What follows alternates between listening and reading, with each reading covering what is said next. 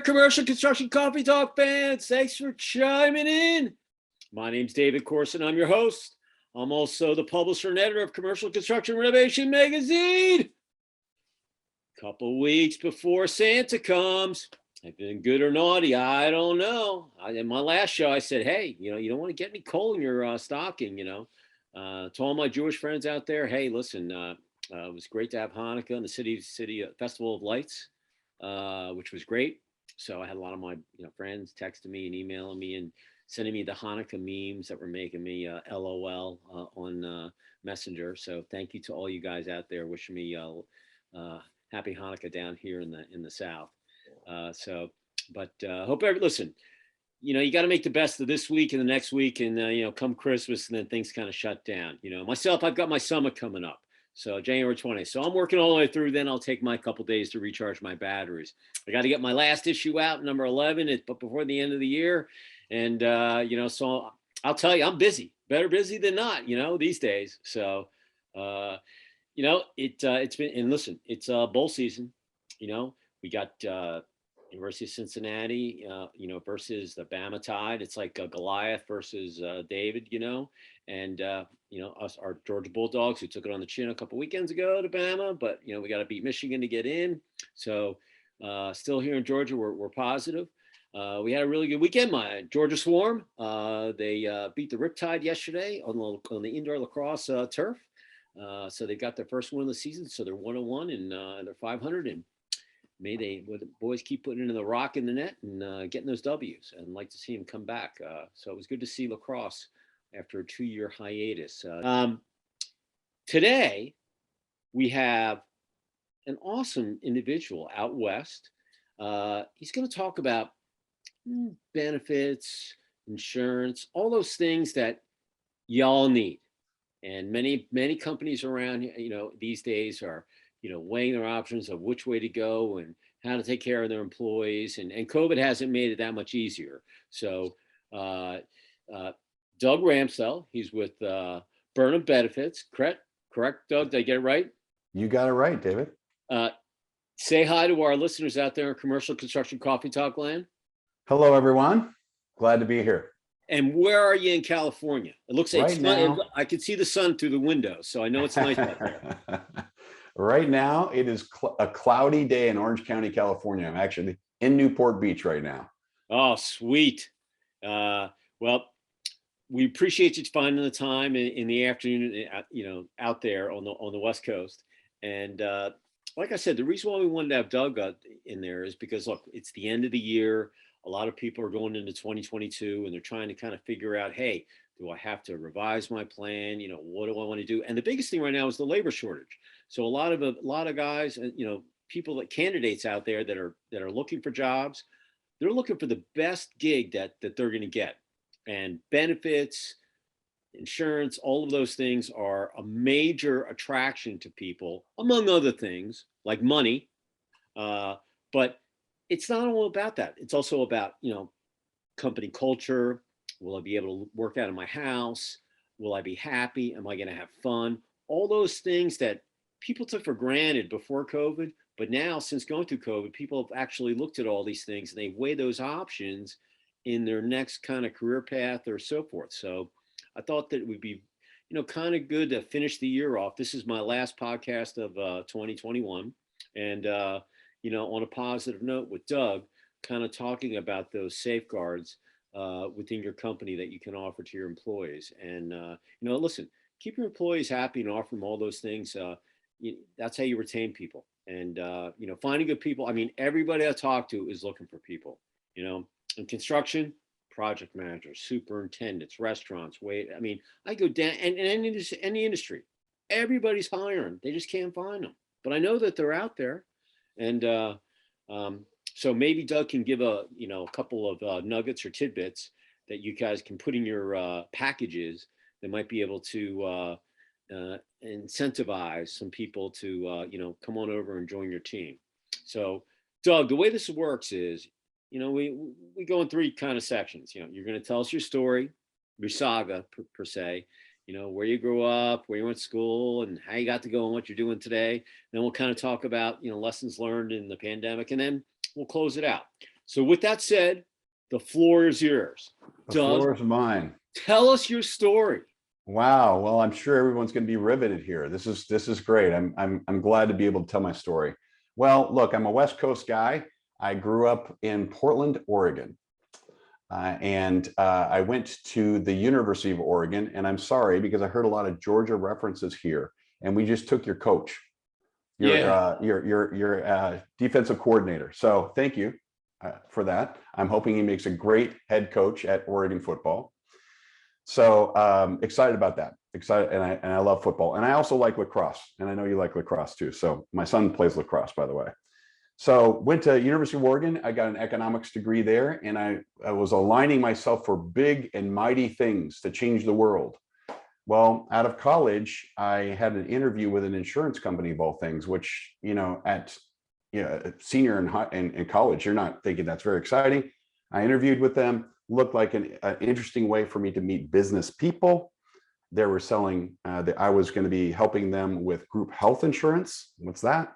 It's health insurance for employers to attract their employees. Sounded a little boring, but I thought at least I can meet some CFOs and get exposed to business.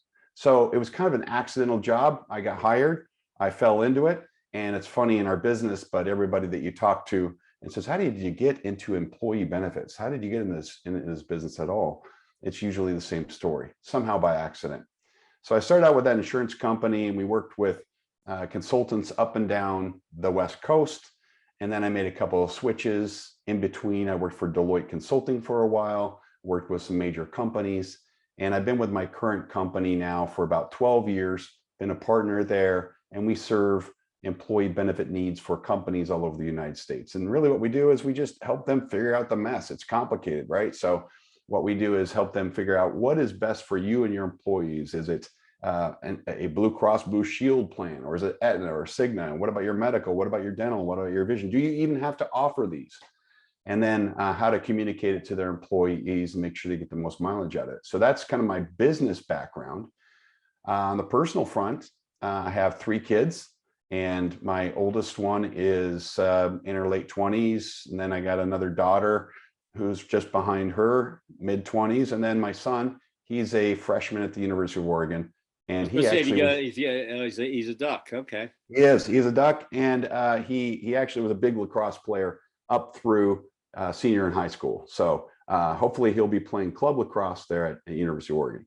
Yeah. Hey, listen, I always tell people, look, just because you don't play D1 or 2 or 3, club lacrosse is excellent. I went to DU before they had, actually my last year we went varsity, but it was basically a club program because out west, we go on tour, we go out west, we go down to Florida and play, before they had leagues and all this. But I tell people, look, there's people that play in the, MLL, the NLL, the PLL that are club guys that are just as good. Just because you don't, have the scholarship or any other stuff doesn't mean that you can't play. So, tell yourself. What a fun sport too, by the way. The only difference between club and playing, on D1, 2 or 3 team is you're basically representing the university regardless, but you don't have all the wear and tear where they know every second of the day where you're in. And if you don't feel like, making practice that day, so it's a little, it's like a laid back lacrosse, so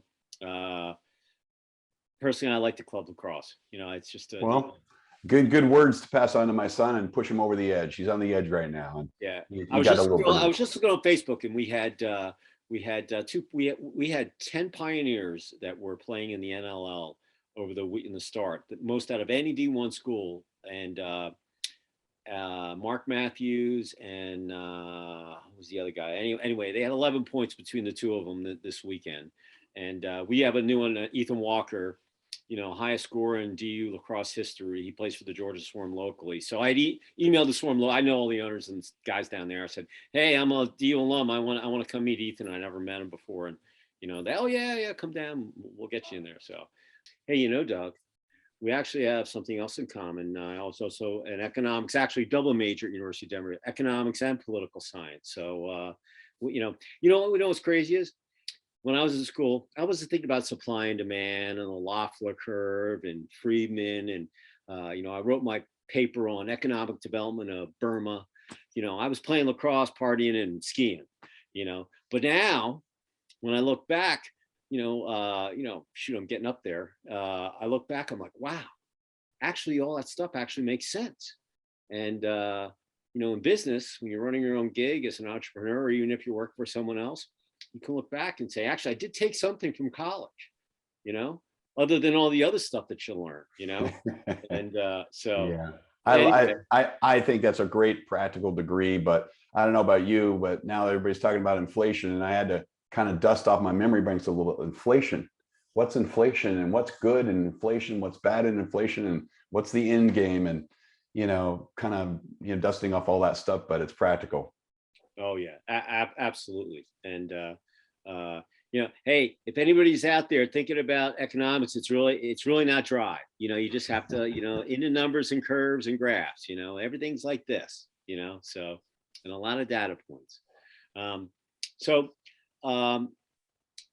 let's talk about the pandemic, because pre-COVID,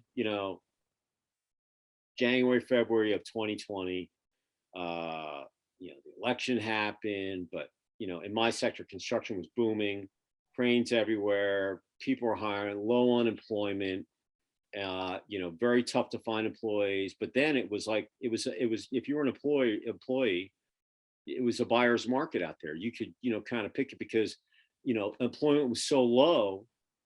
Like in economics, full employment is 5%. Okay, so not everybody's going to work for one reason or another. It's not ever going to be 100%, but full employment is basically 5%. But before COVID, there were just, everybody was working. Everybody was. And if people didn't want to leave, or you had to offer them a lot of money, or you had to have all those little intangibles to get them to work for you. COVID came, a little different than the crash in 08, a little different than the internet bubble. I mean, you and I went through all those. That we weren't really sure. Every 3 or 4 weeks, shut down, and then we'll open back up. Now we're here 18 months later, going through the roller coaster, and now there's a labor shortage, and some people have quit for one odd reason or the other. We all know what they are. Other people have, kind of just lived off the government dole, bad policy, in my opinion. And like around here, I can go to any restaurant. They all have hire signs, or please don't harass your waiters or waitrons, because they're working their tail off, and we're barely keeping the doors open because we're not at full staff. Even some of the Waffle Houses. Hey, listen, Waffle House is headquartered here in Atlanta, right? Even some of the Waffle Houses aren't open. You can only offer takeout. Oh, I mean, no. that's just insane. I never thought I'd see that, because after every hurricane, what's open? Waffle House, down here, they're open, so it, when you see this kind of stuff, it just makes you, think. So give me your perspective, like, as, the pandemic hit, and then you went through, and that's great. And boy, aren't we going to have about 10 years of documentaries on Netflix in this whole time period? I mean, on so many things, right? But let's just talk about, kind of the labor market, employment, and then benefits and all that. So yeah, the first, call it, year, I think everybody was freaking out, right? And we had a lot of employers that we were working with, and for a while, the government and everybody else said, don't go to work, don't do these things. And everybody was kind of getting shut down. But employers that we were working out with, most employers, almost all employers, because of the pandemic funds, the PPP funds, or whatever they were, that what the government was handing out to every company. They were able protection plan. The inflation, program. Yes. Everybody was using that money to try to keep their employees at least paid, and even on benefits. So it sounds weird, but we didn't see like health insurance, the uninsured rate increase during that time period. They actually kept insured, because employers were, that was the first part of like 2020. Now, we kind of got tired of it. People started going back to work. Everybody started getting vaccinated. Now the economy's picking up steam, and that's what we've experienced the last 4 or 5 months, right? But in the meantime, people are like, well, shoot, I'm hearing people can work from anywhere. My friend went to Hawaii, and they're working for Google that's not fair. You know, maybe I should rethink about what I'm doing. And all these people are kind of exiting the workforce, and then they're getting paid to do it by the government, right? Just like you said. So Mhm. with that, now employers are saying, well, holy crap, what do I do? I need to ramp my business back up. I don't want to lose market share to my competitors. And if I lose employees, I'm going to have to close up. In fact, a restaurant my son was working for that was open for 25 years, when he went to school, not that it was his fault, but he stopped working there, and the restaurant closed down. They just, like, they're out of business now. So we're seeing that. So when we talk to employers and they say, well, what can we do? They are trying to be creative, and they're looking and saying, okay, how do we attract and retain? And the one thing I wanted to point out that I've learned that's really important, because you hear this coinage of the term great resignation. And really what it's become, I think, for a lot of people, is the great evaluation. So if somebody has some time that they've got, you know, at least some economic horsepower to sustain themselves for a while, which is what really the government funds have been doing, right? Then they're able to sit back and say, what do I really want to do? Do I want to work, you know, 30 hours a week at a restaurant, one restaurant, and then another 20 hours a week at another restaurant? This sucks. So as they go through this evaluation, it's caused them to be able to exert a little bit more about what they want in the marketplace. Well, what do they want? Now, there's a report out by McKinsey. You've probably heard of them. They're a consulting firm that does Mhm. a lot of work throughout the United States and a lot of studies. And here's the first problem that we kind of have, is that there's a disconnect between what employers think employees want and what employees actually want. Now, what do you think employees want? They actually are saying the top things that they want is a sense of belonging, a good work environment, good manager, and a career path. That's really their top 3 or 4. But employers are saying, I got to pay more. I gotta provide more benefits. So they're kind of missing it. So while our company consults to employers on benefit plans, my first advice just would be like, I'd love you to buy more benefits and throw them at everybody, but that's probably not the smart play. Instead, let's back up first and not rush to expensive benefits to throw out there. Let's think strategically. And what does that mean? Number one, who is going to drive your business plan over the next 4, 5, 6 years? If you're a construction company, let's say, that is hiring new people into the trade, and you want to trade and develop them, then maybe you need to think about what environment we're offering for those that are younger coming in. If you're a project management company that is hiring more seasoned individuals mid-career, they're going to have families and other needs. So pay may be less important. Maybe they need a good health insurance plan or something else. So let's first think, what's the demographic that is really going to drive my business, or I want to drive my business? Second, then, is to tailor the non-benefit, the non-pay items to make sure that you're really creating that pull, that magnet for that demographic. Okay. So if somebody wants a sense of belonging and a sense of and a career path, there's a lot of ways that you might be able to do that. And you'll remember this, David, but when I got out of college, and I said I was hired right out of college to an insurance company, we had a year-long training program.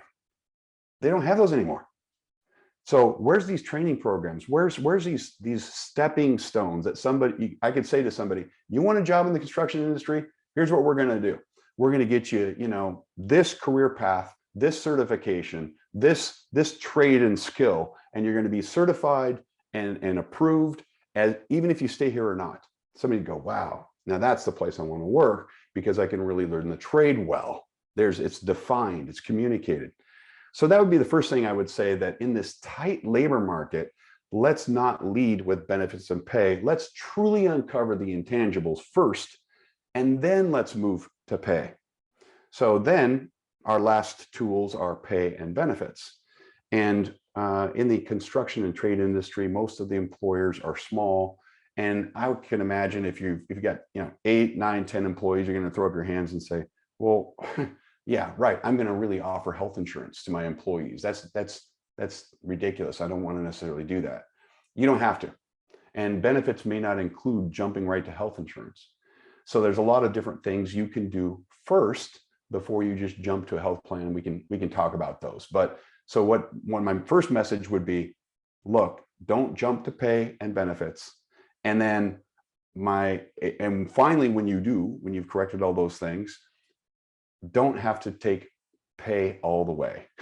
There's other things you can do that are pretty inexpensive, don't cost a lot, provide maybe a better work environment that could be a huge attraction for employees.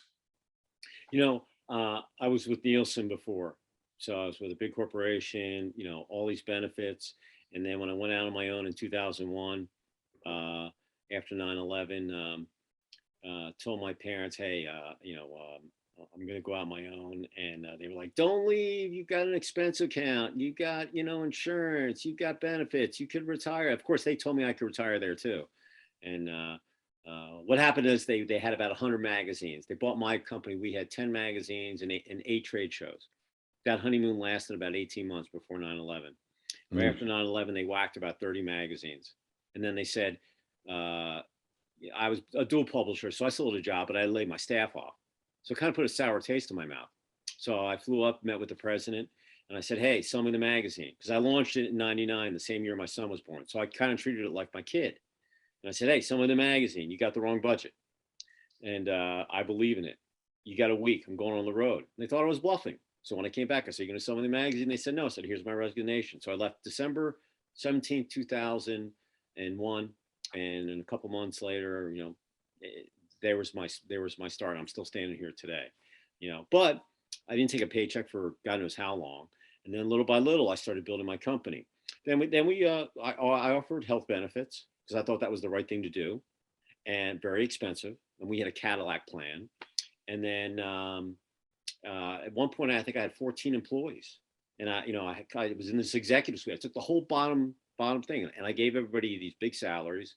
And even though we were producing, but in hindsight, when I look back, I probably wouldn't have done the benefits. I would have cut the salaries too. Even myself, I took way too much money.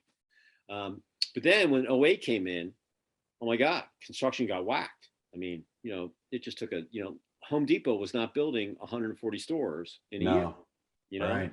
So, I retooled and I went, I got rid of my offices and I went from 14 to like 5 people.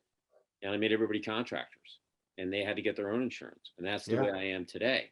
Sure. The big thing that happened though was, with benefits like health insurance, I don't want to get political with Obamacare and stuff, but here in Georgia, there was only one insurance company to get insurance from, Blue Cross Blue Shield. It was like a third mortgage. Yeah.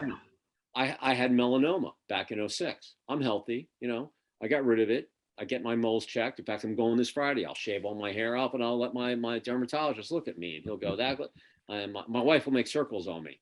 Bullseye. Sure Dr. Gross looks at that. He's my age, we're buds. And so he'll go, oh, that's okay. That dermatologist, they look at you, but oh, you're good. So anyway, but no one would insure me. We wrote the insurance companies, he's in good shape, blah, blah, blah. No one insured me. So you know what I did? I was out in Phoenix driving, and I heard this thing called Christian Healthcare Ministries. There you go. Yeah. Come and be a part of the pool. Okay? Yeah. My brother-in-law has that actually, or not brother-in-law, son-in-law actually has that. Yeah. So it was like $10,000. It was some outrageous amount of money per month for my son and my wife. Yeah. So I spend a little under $400 a month. I have $1,000 deductible, and if I have any surgery, I pay the bills, and within I turn them all in. My wife had some minor surgery she had to have done. Paid the $1,000. It was about a $4,500 outpatient surgery. Turned the bills in. 6 years later, we got checked. It was awesome, and no prepay, all that stuff that goes on there. And I tell people, I'm like, look, because you have a copay, insurance is like, the way I look at it is, when I was growing up, no one had insurance, or if it was just for the big stuff, heart attack, hospital only. Yeah. Broken leg. It's like buying a car. You have to get your tires changed. You got to buy new tires. You got to get your oil changed. You got to do all those things. Pay cash, because you really just need coverage for the big things. So I had gotten before I had that, I had these catastrophic plans. every 6 months. And it was just for the big things. And there it was only like a couple $100 a month. But then Mr. Obama canceled all those out. Yeah. So I was left with Blue Cross of Georgia. Yep. And then I was like, what am I? I'm not going to pay that. And then I was driving. Maybe it was a sign, you know, a believer thing. I don't know. I'm listening to the radio, and Christian Healthcare Ministries was on the radio. Give us a call. Awesome. Yeah. So I did, and I've been with them since. And, yeah, that's pretty cool. Yeah. So you know, you know, people go, what? People ask me, what insurance do you have? I'm like, oh, I go CHM. So I'll send it to them. Some people, you know, don't believe, but it's. That's it's a pretty cool deal. There's a lot of moving parts there. You know, that would be, you know, almost another podcast on what's wrong with the insurance industry in the United States and why is medical care so expensive. And shoot, my wife's an MD, so I see it. You know, my dad. Oh, your wife's a doctor. Yeah, so I see it on kind of all angles. And you know, here, talk about a nice Thanksgiving. You know, you got me in the insurance side, and she's an MD. So you know, that's interesting. Well, you know, can I say something about the doctor? Yeah, a lot of the doctors around here are getting into this concierge, like my doctor. Sure. I pay 85. Even my dentist, I pay my doctor $85 a month. I pay my dentist $37 a month. I can go in there anytime I want. Everything is priced out if it's not included in there, and I get, you know, all my cleanings done for my dentist, X-rays, and it's still less money than I would have paid if I didn't have it. For my doctor, if I need anything, I go in there. Like I broke my thumb. I just lost my fingernail. Someone slashed me in my winter. I still play old guy lacrosse, so I busted my thumb. It's looking really nasty.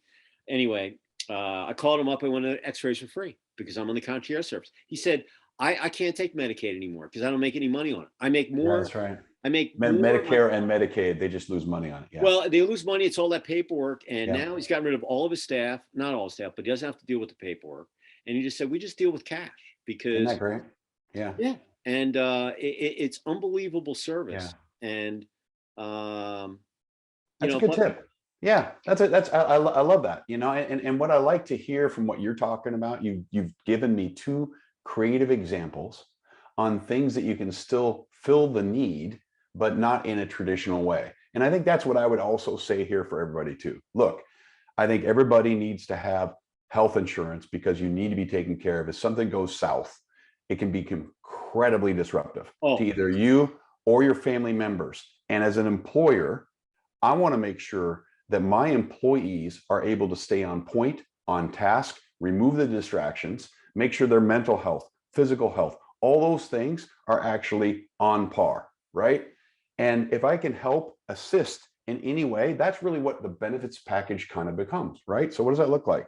If you're a smaller employer and you're intimidated, kind of like you were describing with 14 employees and blowing a lot of money, there's actually ways to offer a reimbursement program for individual health insurance for employees out there. It's called an ICHRA, an individual coverage health reimbursement arrangement. And this is since 2020, this has now been offered up as a legal way to pre-tax part of the health insurance premiums that an employee would go and get out on their own.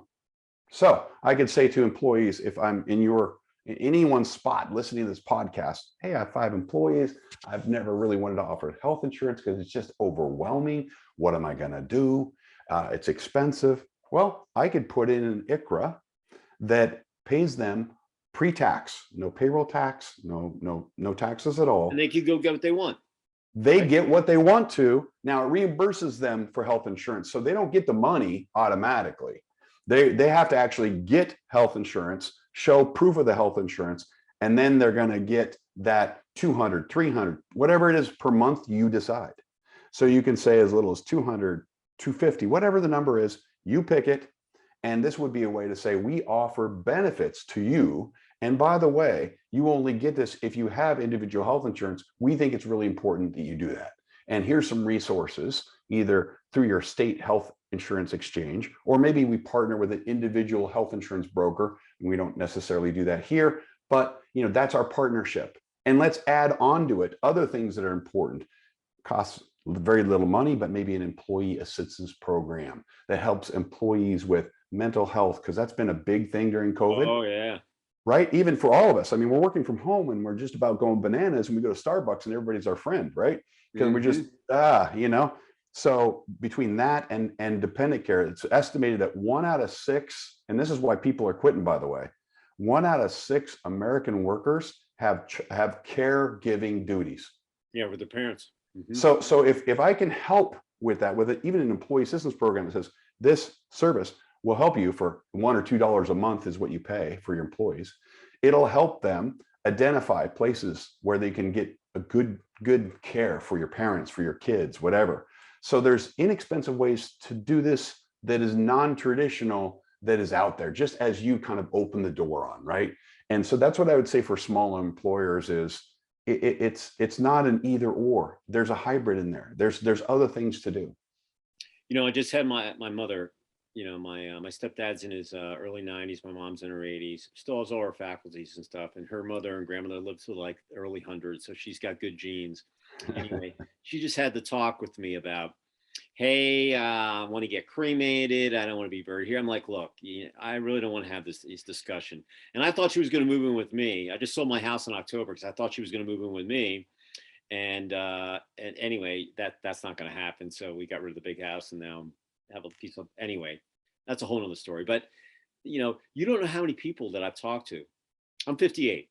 So a lot of my, you know, clients that I've known for the last 25 years, you know, in the publishing sector, you know, I've seen them grow, their kids have gone, but now the big thing is their parents are getting older. That's right. We're right there. I'm 57. My dad's 87. My mom's, she's right there. And it is My just, gosh, you know, and let me tell you, I mean, I've seen now my grandmother pass away, and some, you know, my aunts and uncles, and, you know, you get into that last 3 or 4 months when, you know, it's inevitable and hospice is coming in, and so much money is spent Mm. last 90 days or 60 days. It's like a fire hose Yeah. of money going out.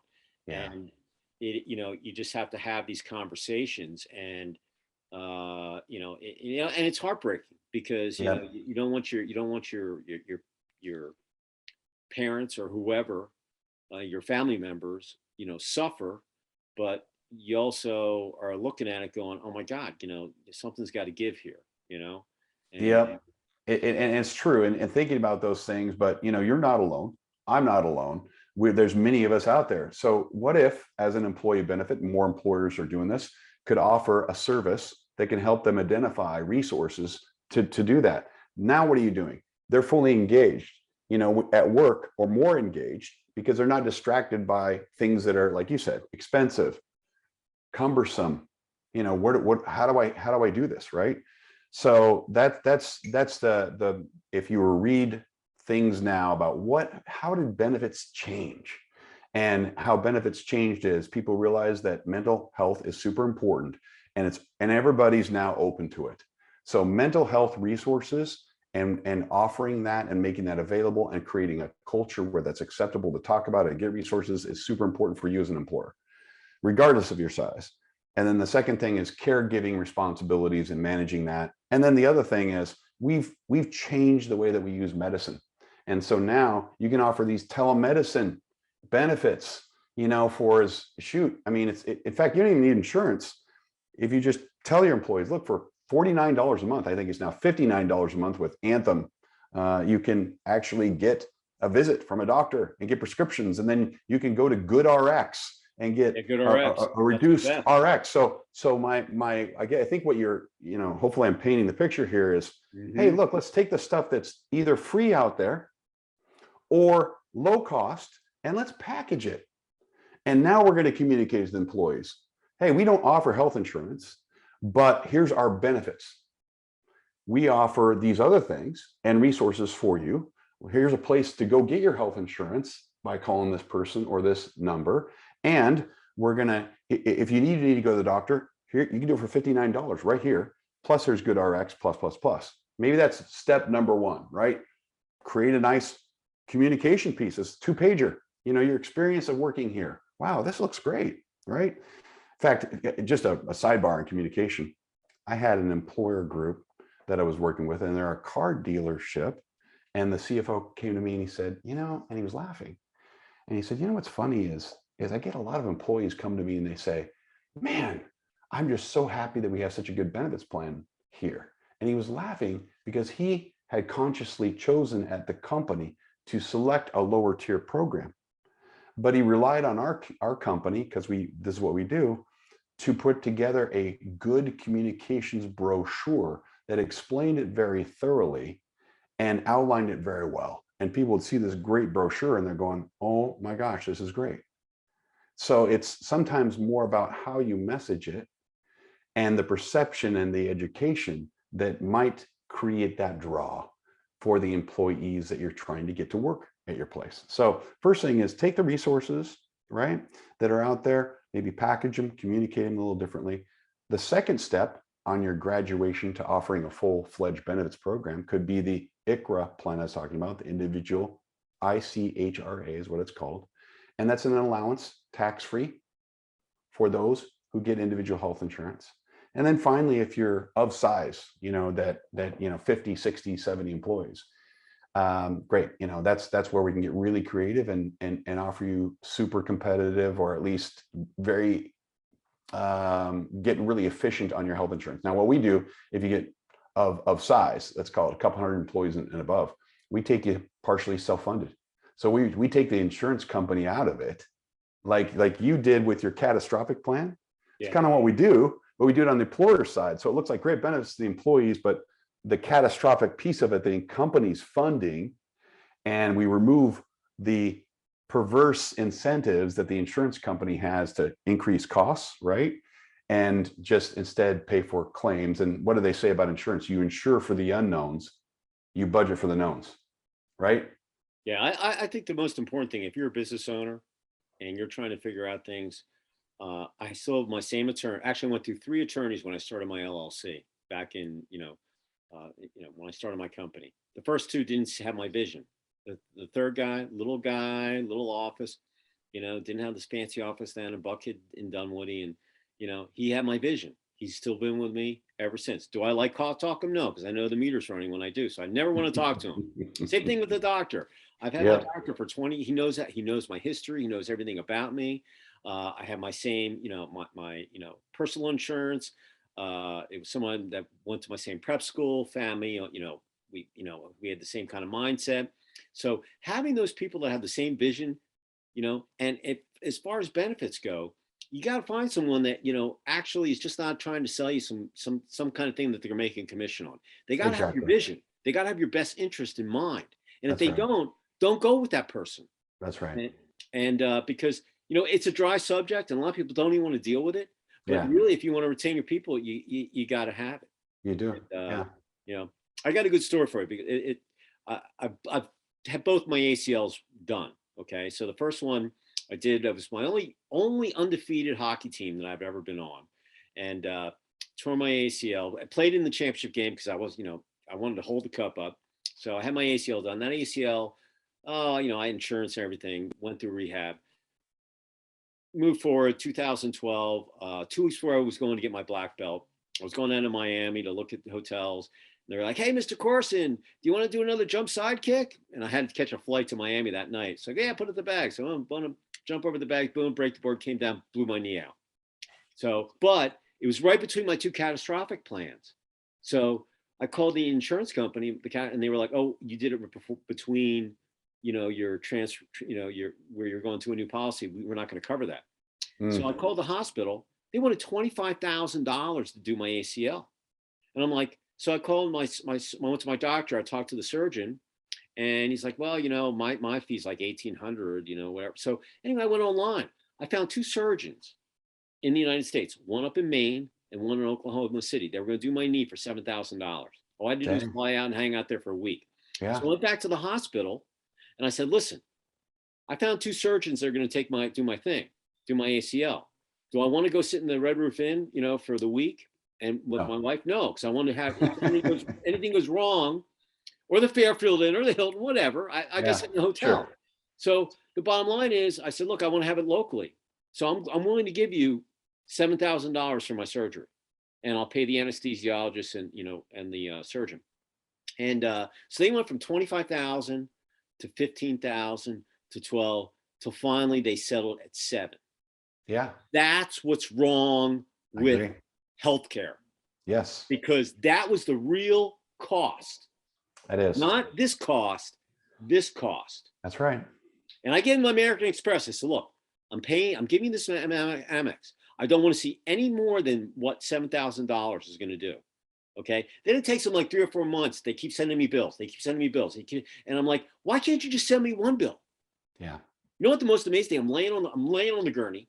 You're getting me prepped to go in there. And they're like, oh, Mr. Corson, you're over 50. You got to have an EKG. I'm like, I just had one done on my doctor. I just had my physical. No. So they hooked me up for 30 seconds. Guess how much that EKG cost? I'm going to say $1,200. It was about $700. Yeah. $750. I was puked when I saw that on the bill.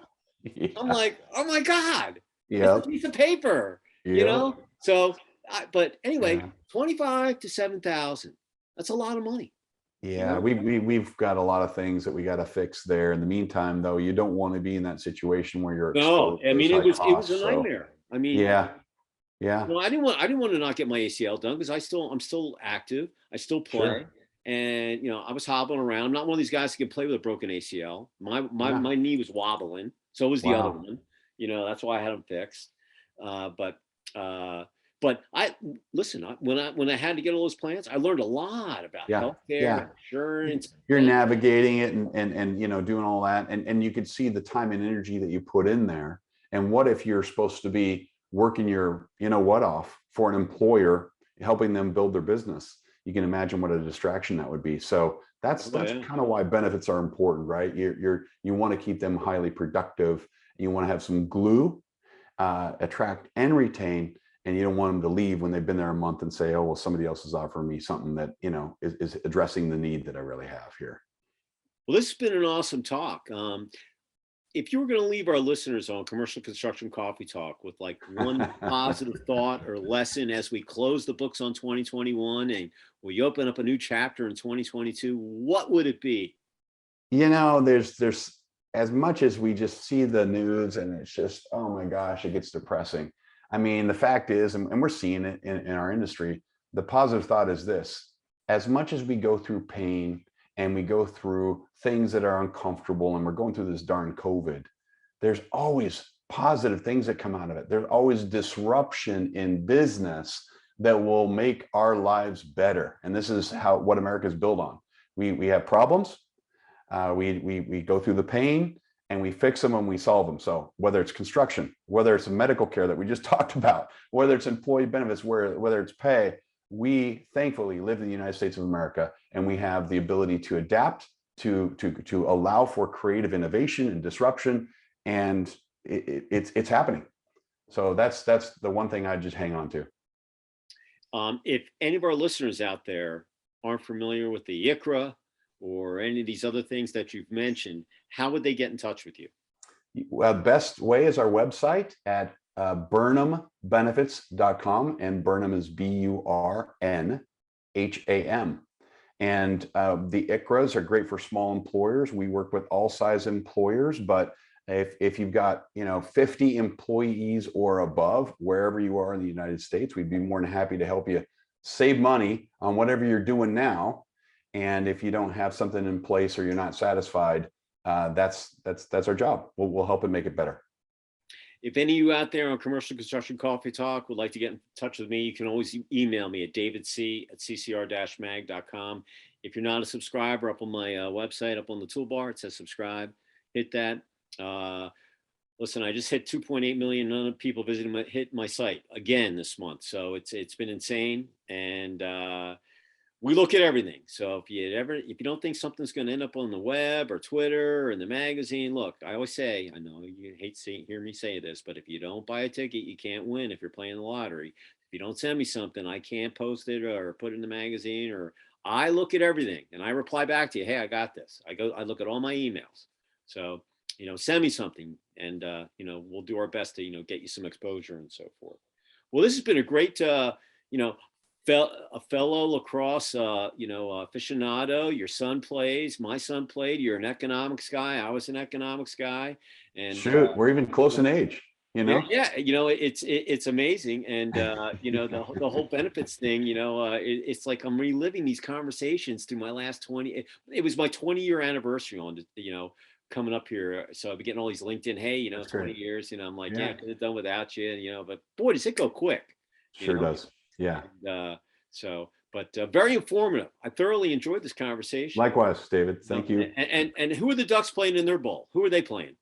I lost such interest when we had our loss to Utah and didn't beat the Pac-12 championship. Hey, you lost to them twice in 2 Twice. weekends. I mean, we're in the Alamo Bowl or something, some way down tier. So I don't even know who we're playing, honestly. Yeah. I just am looking forward to our new Georgia defensive coordinator coach to come in and recruit some great players from the SEC country so that we in the Pac-12 can be competitive, and who knows who we'll see next year. In fact, I think we played Georgia in the fall.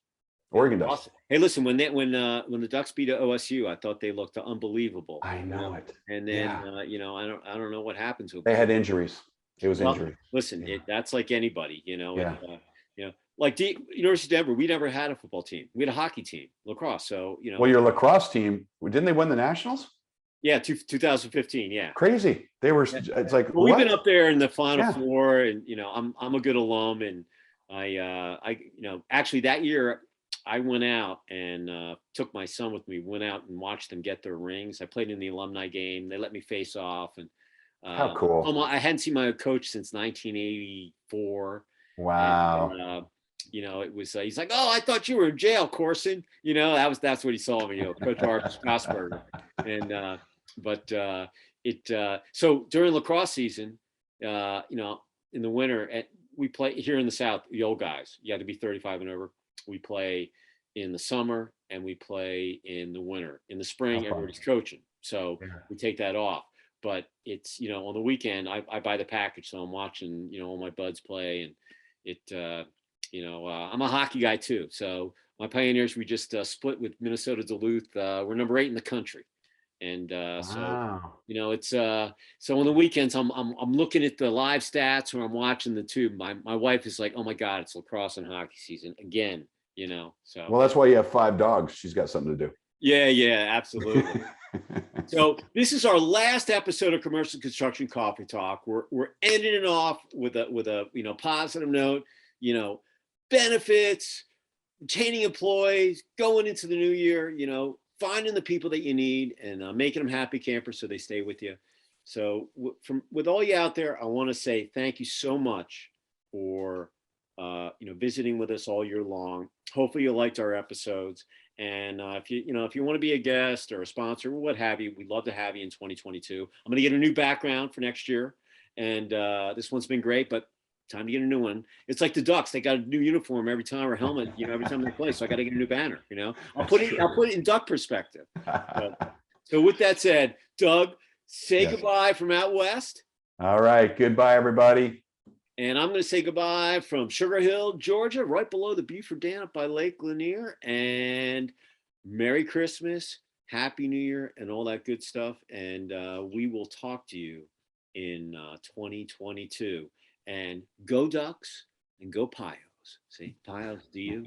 All right, we'll talk to you later. Everybody, stay safe, keep the faith, and we'll see you in 2022. See you, Doug. I hope to see you in person one of these days, all right? Yeah, absolutely. All right, man. See you later.